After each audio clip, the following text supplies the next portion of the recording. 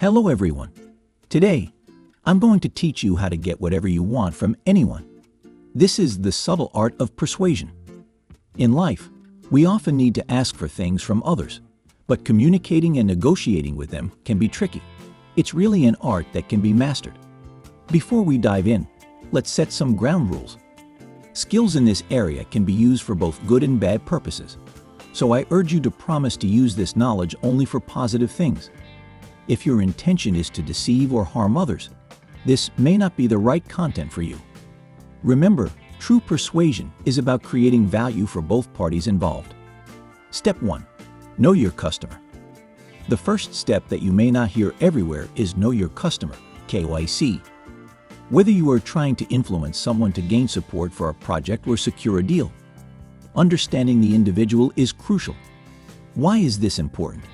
Because effective communication is tailored to the audience, and a one-size-fits-all approach rarely works. Research the individual in depth. What do they like? What don't they like? What is their communication style? Do they have children? What are their hobbies?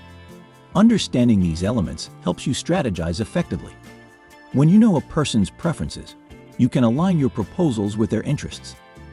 Example: if you know someone enjoys sports, you might reference a recent game in your conversation, creating a common ground that fosters rapport. You might be wondering, why should I care about all this?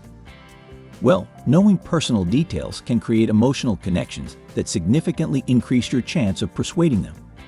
Step 2. Building relationships. The second very important step is building relationships. You may have heard the saying, only a fool asks for something from someone he just met. If someone doesn't know or trust you, why would they want to work with you? Therefore, once you've done your research, it's time to establish a connection. Start by giving genuine compliments.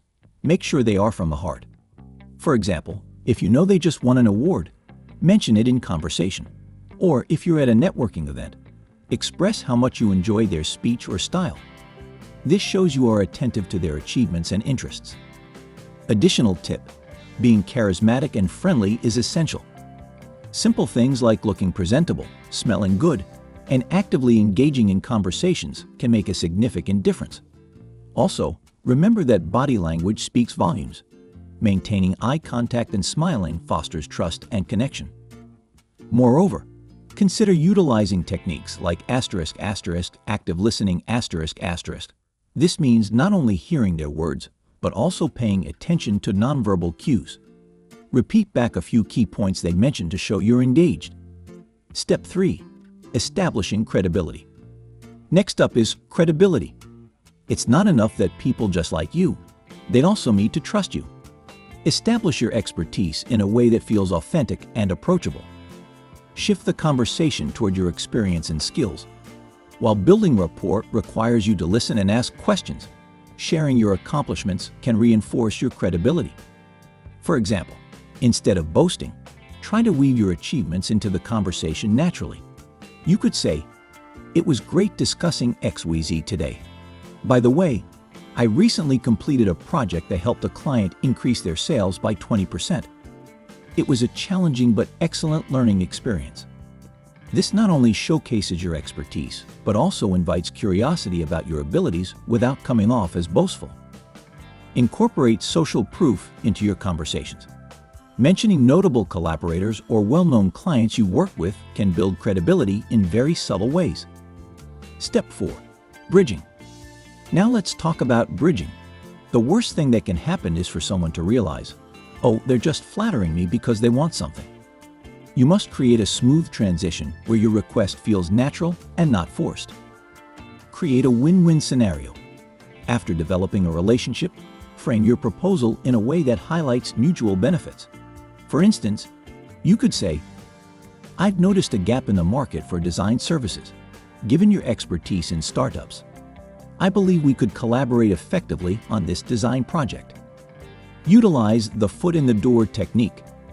Start with a small request that's easy for the other person to agree to.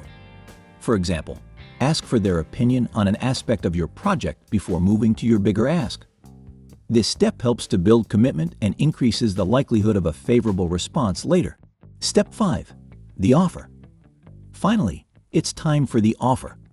Here, you have to combine all the elements you've developed: the knowledge about the person, the relationship you've built, and the credibility you've shown.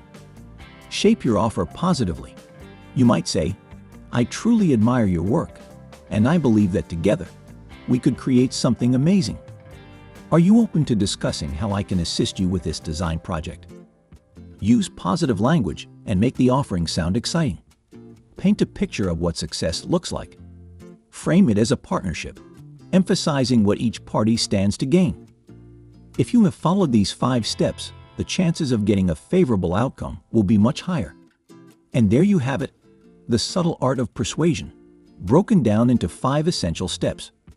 Remember that effective persuasion combines art and science. It's about understanding people deeply and communicating your ideas in a way that resonates with them. If you found this video useful, please let me know in the comments below. What techniques have worked for you? I'd love to create more content like this, focusing on communication, negotiation, and leadership skills. What would you like to see next? Please share your thoughts. Thank you for watching, and see you in the next video.